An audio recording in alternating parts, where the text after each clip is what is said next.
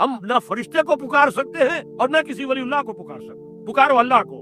قال ربکم ادعونی استجب لکم ان الذین یستکبرون عن عبادتی سیدخلون جہنم داخرین. تمہارا رب کہتا ہے مجھے پکارو، مجھ سے مانگو، میں تمہیں دوں گا، تمہاری دعا سنوں گا، قبول کروں گا. اور جو بربرائے تکبر مجھ سے نہیں مانگتے وہ جہنم میں داخل ہوں گے ذلیل و خوار ہو کر. حضور نے ایک بات مجھے متن یاد نہیں ہے، بہت پیاری فرمائی. دیکھو انسانوں سے تم مانگتے ہو کچھ تو ایک دفعہ تو اس کے ماتھے پر تیوری پر بل پڑ ہی جاتا ہے، یہ کیوں میرے سامنے ہاتھ سوال کیا، کیوں مجھے سے مانگ رہا ہے، چلیے بعد میں کچھ وہ دے ہی دے، لیکن ناگوار گزرتا ہے. ارے اس سے مانگو جو کہتا ہے کہ مجھ سے مانگو اور میں دوں گا. وہ نہ مانگنے پہ ناراض ہے، اس سے نہیں مانگتے. رات کے آخری ساعتوں میں، یا جسے آپ کہتے ہیں the small hours of the morning، حدیث میں آتا اللہ نزول جلال فرماتے، جس کو ہم نہیں جانتے کیسے نزول ہوتا. ذات باری تعالیٰ اس کے متعلقات کے بارے میں جو بات آ گئی قرآن میں حدیث میں وہ ہم مانتے ہیں. کیسا یہ ہم نہیں جانتے. اس کا ہاتھ ہے کیسا ہم نہیں جانتے. اس کا چہرہ ہے کیسا ہم نہیں جانتے. اس کی ساق ہے، اس کی پنڈلی ہے کیسی ہم نہیں جانتے.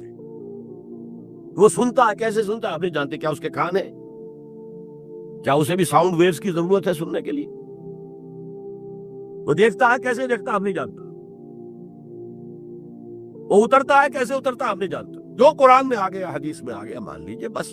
باقی یہ متشابہات میں سے ہے، اس کی کھود کرید میں پڑو گے تو فتنے میں مبتلا ہو جاؤ گے. ابتغاء الفتنة وابتغاء تاویلہ.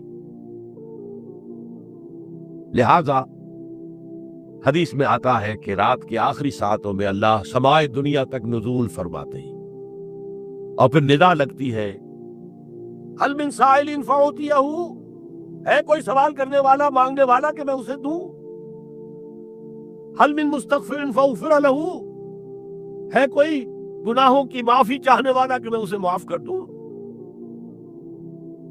ہم انٹا غفیر سو رہے ہیں.